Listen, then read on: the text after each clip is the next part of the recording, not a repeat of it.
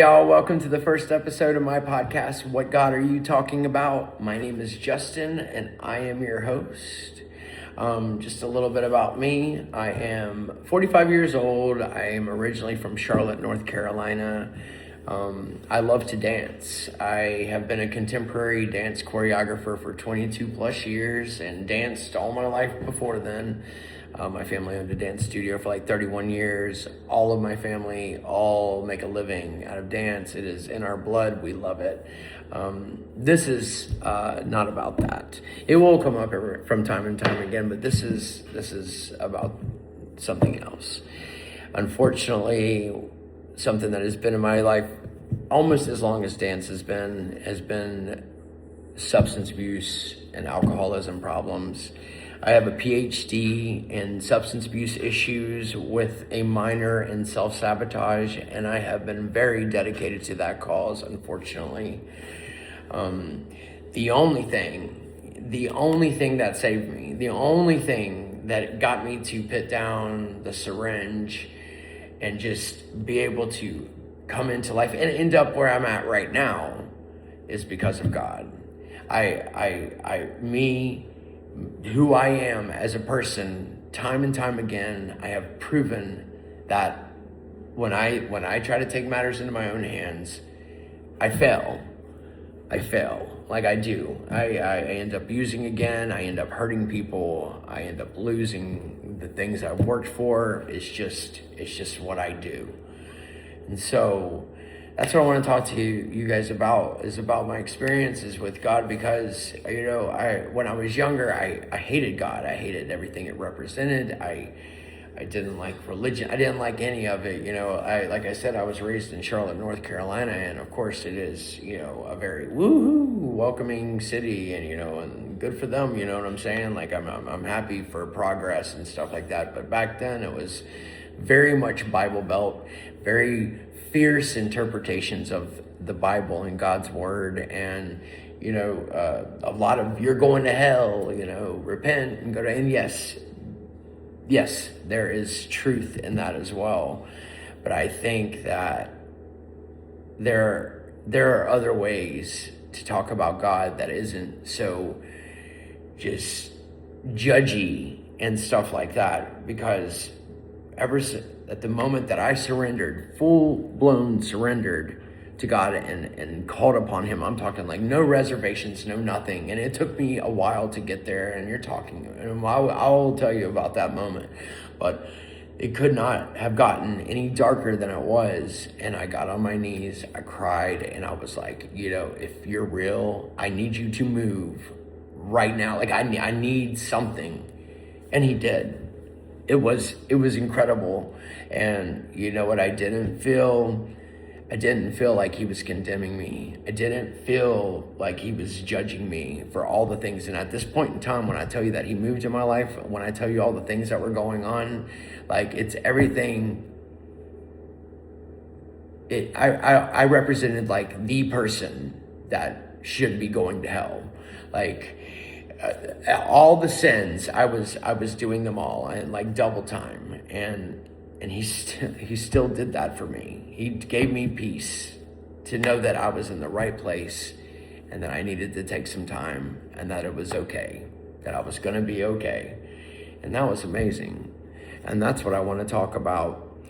When I was younger, and as I get into the story, I need you to know that, there's a lot that I'm going to cover, and I hope that I don't push anybody away, but the truth is that this is bigger than the way that you feel about me. I want to help, and I want people to understand that there is joy to be had. There's happiness to be had, and this is how I got it, and it's the only way that I get it. So yeah. So I'm just going to jump right into some things, and here we go. At the same time, around 11 is like, I also, on top of the thoughts of just, loving drugs, loving the idea of drugs and just being mesmerized by it, I also had started realizing that in my mind and just the things that I was thinking, I was attracted to the same sex.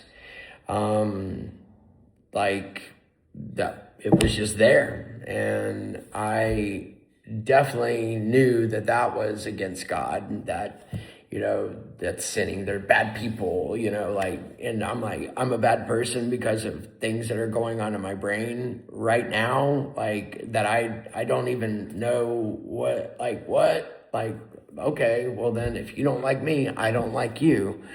And that's how that got started. I got into drugs, started smoking weed and having a little bit to drink around 12, 13. I tried cocaine for the first time, started getting institutionalized at 13, Charter Pines Mental Hospital, rehabs, outpatient, stuff like that. And then 14, things got real bad, running away, stealing, hurting, lying, drugs. And I ended up in long-term treatment by the time I was 15 years old. Was there for 11 months, and I got out, and I was sober for I think 2 months, maybe. And when I went back with a fierceness. I made it through a little bit of high school. I dropped out in the beginning of 12th grade.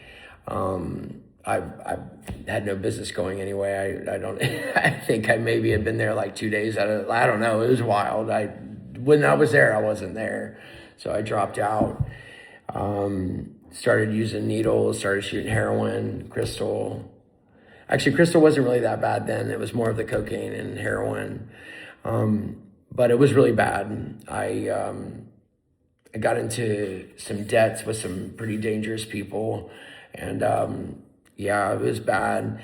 My brother had taken my video of me dancing. He had been working on the cruise ships, and took my video and showed it to the casting director. And they hired me. I did not know they were doing that, but it all came in at the right time. I needed to I was going to kill myself. It was really bad. I had no control. I had spun all the way out of control, and there was no way I could stop.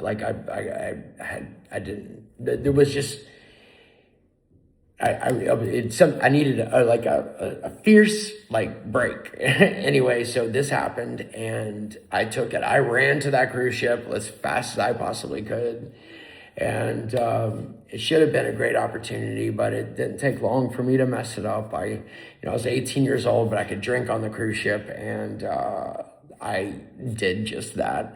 And first time on the cruise ship, I quit because I got in trouble for drinking. I was like, well, I quit.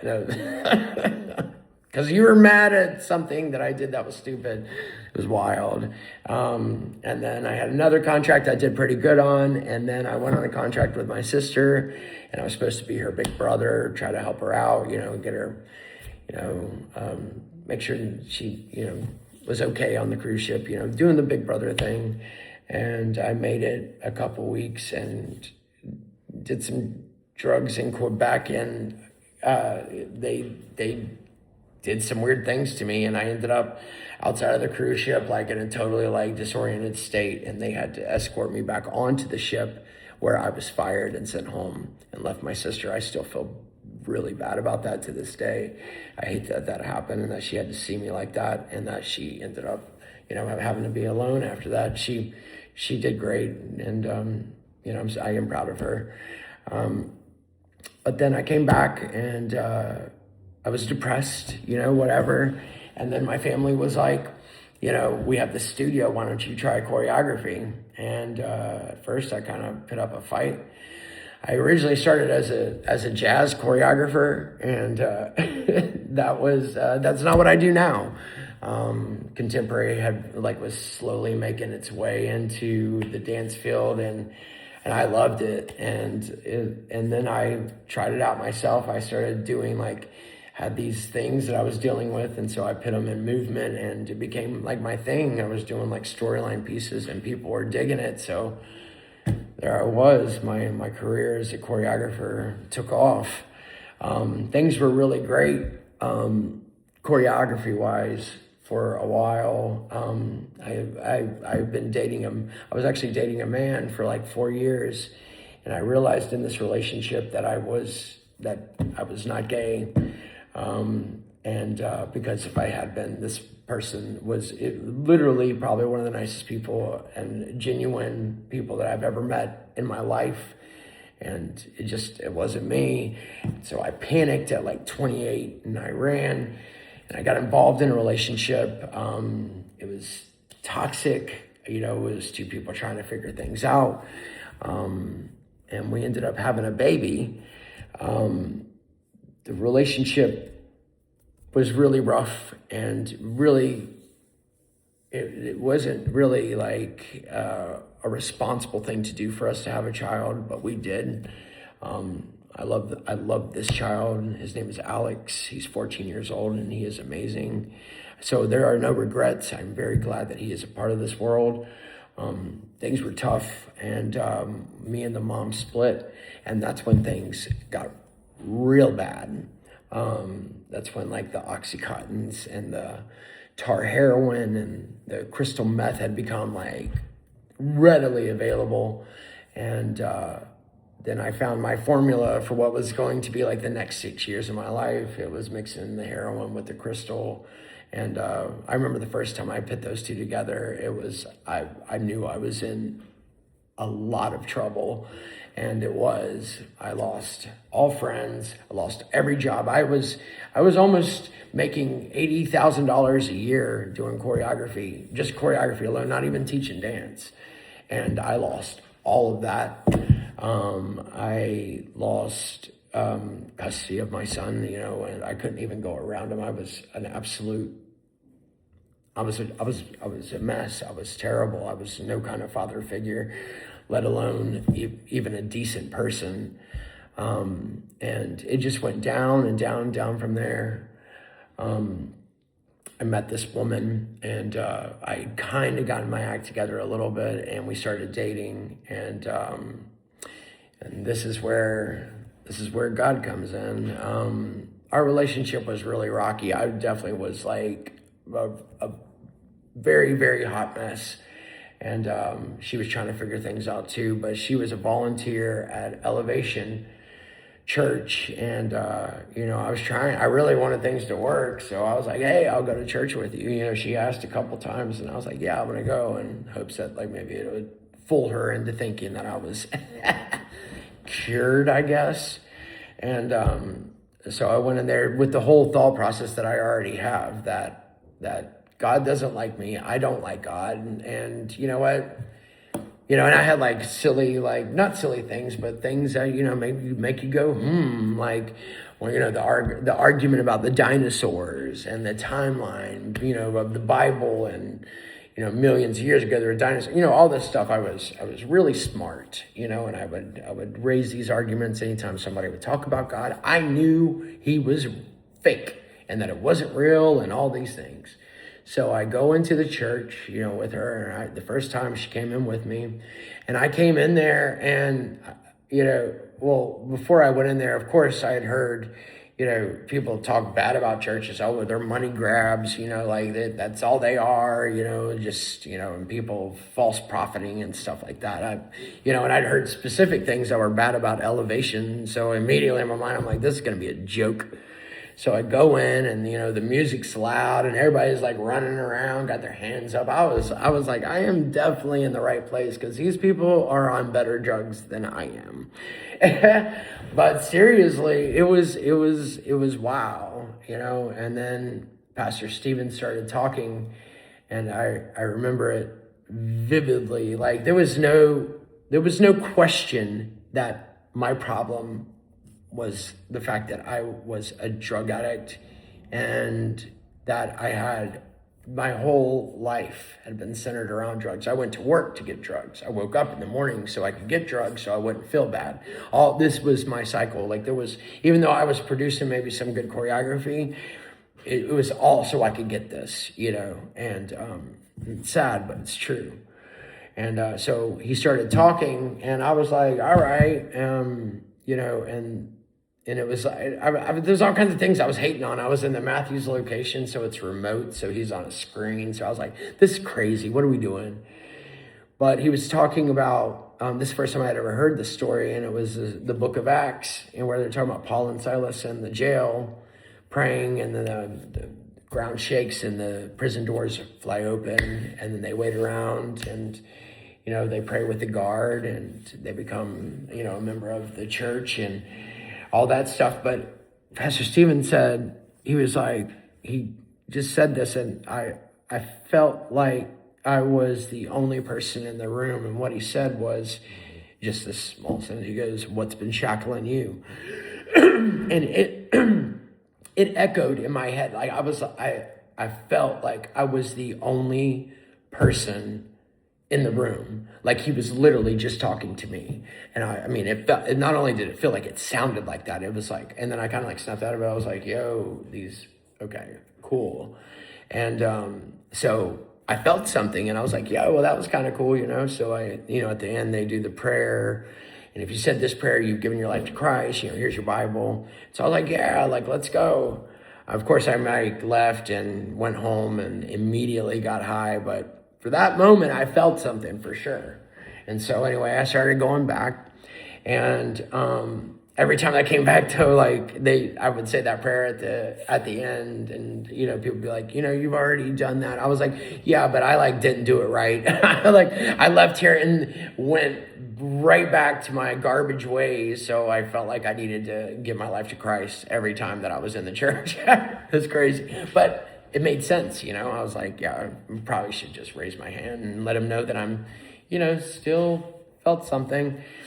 And then the first time that I felt God move, I had come back into the church, and she had to volunteer. At this time, she had to volunteer, so I had to go in by myself. And it was the first time that they sang this song called Here Is in Heaven. And it was like, it was 4 singers there on stage, and they're just underneath their own spotlight, the silhouette, I think you would call it. And they sang the song, and I had a real physical reaction to this song. And as a contemporary choreographer, I make it a rule that I don't use music unless it moves me to like goosebumps or something like that. So I have had reactions to music before now, but this was different. It took over my whole body. I felt this like just intense embrace. Like I cried. I like had tears come. I was like, what is going on right now? It was at that point in time, that was the most beautiful thing I'd ever experienced in my life. It was amazing. It felt real. It felt not clouded by drugs. It felt like I was present in a very holy moment. It was incredible. I remember when I left and I told the woman that I was dating, I was like, oh my God, that song, like, you know, I didn't even know what happened, you know, it was crazy. So anyway, me and that person stopped dating, and this part it's gotta take a minute for it. I knew this guy from high school. I went to an arts high school, and this person is a musical theater like genius. Like his performing was ridiculous. It was amazing. His voice was beautiful, and just his personality was infectious. Like when he was in the room, you were like attracted to him. He was one of those people that everyone liked. And I liked him, you know. When I was in high school, we kind of hung out, you know, together. And, you know, when I got older, times that we weren't with other people, like we would be together. And we actually got together for this one time, and we've been talking for a while. And, you know, I was very bad off on drugs. And, you know, at this point in time, I had, let me jump back just a little bit. That's when fentanyl had come around, and it was bad. nobody had given me the memo. And I remember the first time I had done fentanyl, I had gotten it and thought it was heroin like it was supposed to be. And I went into Walgreens, and I went into the bathroom in the back, bought some needles, and went into the bathroom in the back, and I had shot it up. And I got really upset in there because it didn't look like what heroin normally looks like. It was like, normally that's like a brownish color. This was like a cloudy white. And I was like, oh my God, I got ripped off. And so I shot it anyway and didn't feel anything. I was like on my way back through the store, and I made it like halfway, and then everything just started getting real heavy. And then the next thing I know, the paramedics were waking me up on the ground. I had made it up to the front, and I had like fallen over, like there's like the register, and then there's like the gum and stuff at the front of the register. I had fallen and taken down like the top layer of that with me. And so that was my first encounter with fentanyl. And then the next one was the next week I figured out what was going on. And so I was like, okay, I'm more prepared for this. And then I went and got the needles. I was in the car now, and I had just done a little bit and hit the car in reverse. And the next thing I know, I have a cop breaking into the door to save my life because I had overdosed again and had backed the car out and had rolled into another car in the Walgreens parking lot. So this is the second time in the same Walgreens, same overdose, crazy. And so I got a DUI, a DWI, and and tried to figure things out, but I still was using, and then I got to a point where I could use it. Back to the guy from high school. At this point in time, me and him had started talking again, and he was really great. He knew that I was going through a lot, and he was there. He was a friend. I cared for him as much as I possibly could. I loved him as much as I possibly could. We were together, and and it was on and off for like a year. And then towards the end of our time together, he wasn't a big drug user, but he had tried, the fentanyl a couple times, like nothing big. And he wasn't doing it the way I was doing it. It wasn't a thing. And then one night we were hanging out, and I had some, and I had done some, and I got really high, and I went to lay in bed, and I was like, I'm surprised it was that I made it through it. And I was very high, and I fell asleep, and I don't know exactly what happened, but a few hours later I woke up, and he was dead right next to me. Everything broke,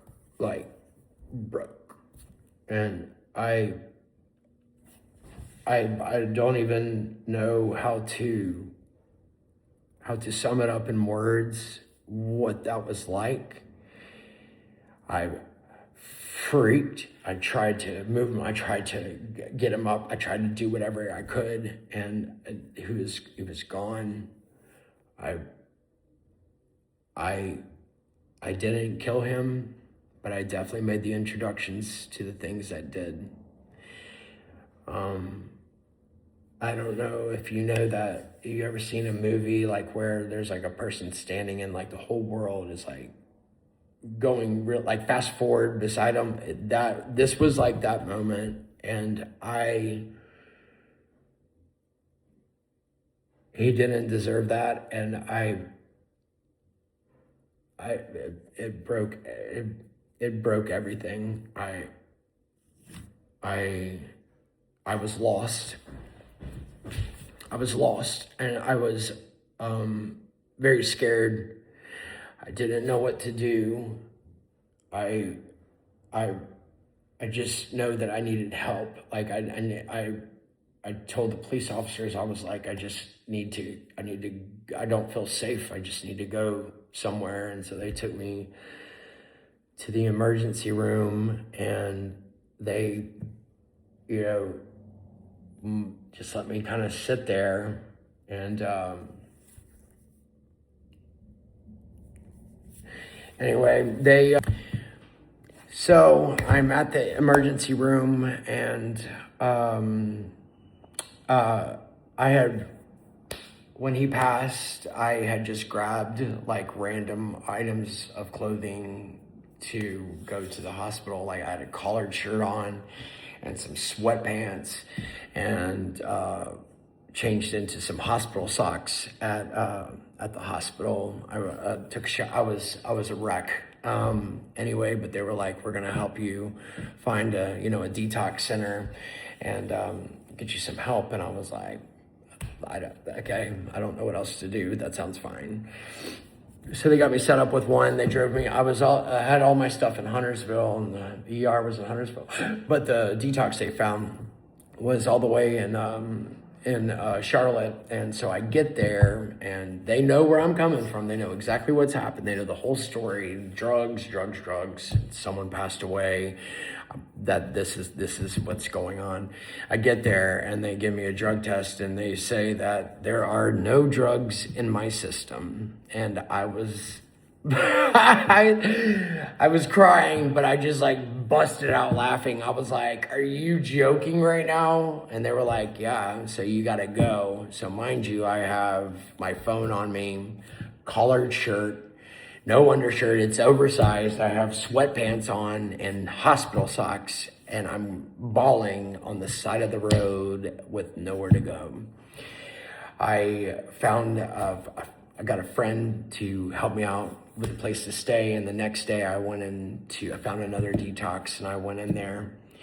I tried to gather words about, like, I didn't know what to do, like how do you move on from that, and so they had these other centers. They were like, you should think about going to some long-term treatment. I was like, fine, but every one of them was like, no, because I had no insurance.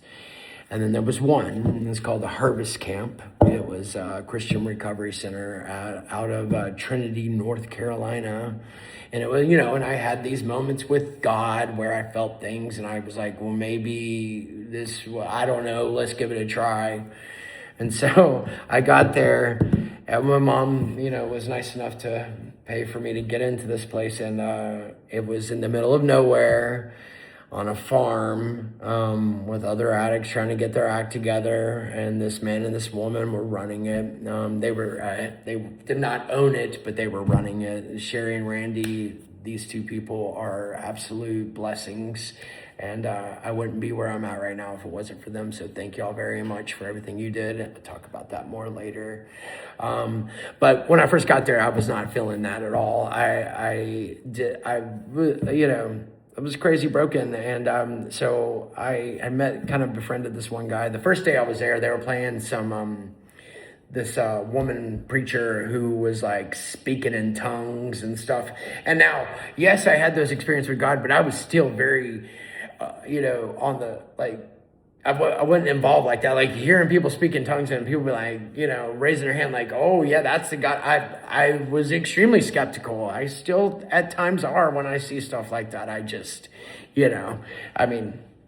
okay. Anyway, so that is the first experience. I was like, the first day this video is being played, and I'm like, I don't think I can do this. I was like, I don't even know what to say or do, or, so I'm in turmoil, whatever, and I go to sleep this one night, and it's the next night, and I had, all I could do was see his face all night long, and it just, crime broken. I didn't want to be here. It was just crazy, too much going on. I woke up the next day, and I told this guy that I kind of befriended, I was like, I'm getting out of here. I don't know what to do, but this is not the place for me.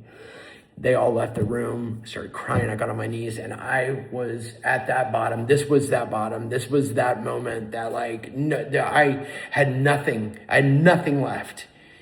And I got on my knees, and I prayed, and I said, I might have had a couple curse words in there too, but I was just like, if you're real, I need you to move, right now, please. Like, I need something. I'm past broken. I don't know what to do. You know, I need something. I'm losing it here. And anyway, so that was in the back of the house. There was 2 houses and they were connected with this walkway. And in the walkway, there was this washer and dryer. That's where we did our laundry.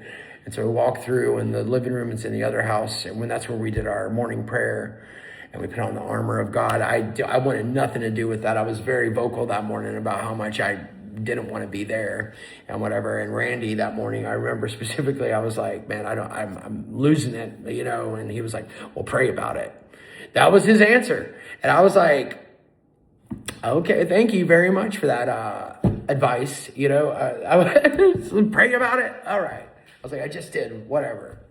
Anyway, so I sat there for another couple minutes. I really upset. I definitely was about to like have that snap where I was going to start crying, and I was not going to stop. And so I'm walking back through, and I get back to that walkway where that washer and dryer are, and it happened. Like my body stopped. Like it stopped for like the first time. It felt like ever. Like I really stopped. And the sun that was shining in through the blinds got brighter, and I felt these waves like over my body, and I was at peace. Like there was no peace to be given, and I was living in it. It was peace.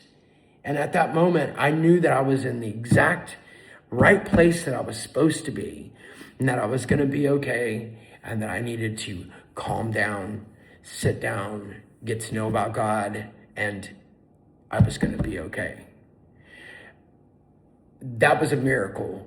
Like the story I told you, if you have a vivid imagination, it was worse than that. And I was like put back together in one moment. I still knew what happened, and I still to this day deal with the guilt and the passing of my friend.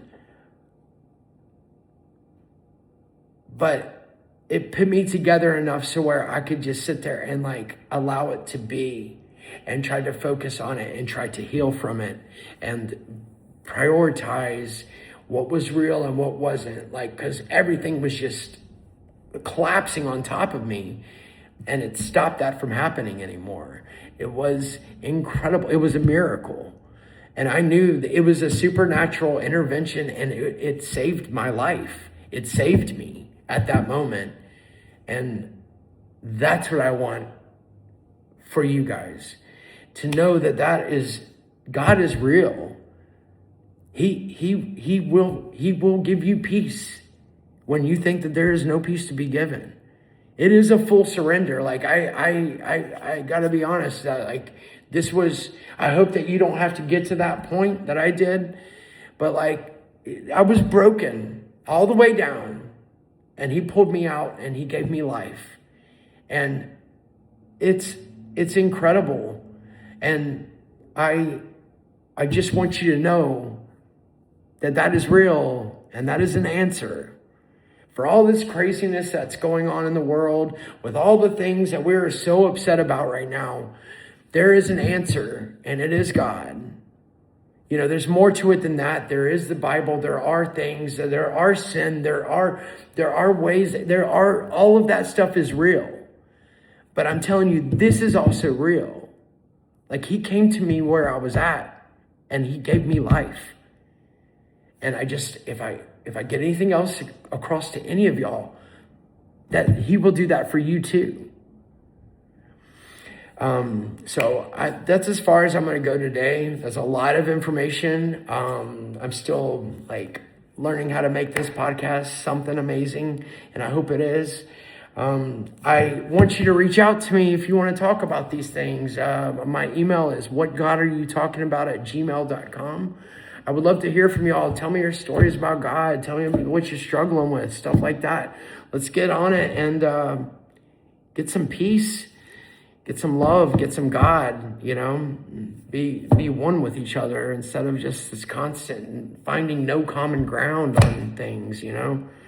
my brother passed a few years ago, and I know that we all, when we deal with death, we think of, we're like, oh, we should be in touch more. We should do, but that's seriously like a thing. Like he wasn't, he's gone, and he had another baby on the way. Like, life is precious, and the time that we have here is very small, and it could be gone and like that.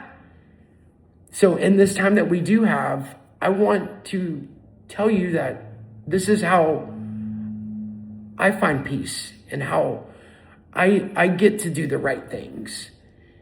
God has been great to me, and I'm still struggling. I still fail. Like, literally every day I have my problems. I'm tempted all the time. I don't know what's wrong with my brain. It's just, it's broken. But I know that I've got God, and I know he's got my back, and that's all I need. I want to help. I want to be part of the solution. So if you want to get in touch, once again, it's whatgodareyoutakingabout@gmail.com. I hope I hear from y'all, and I'll see you again next week. Thank you.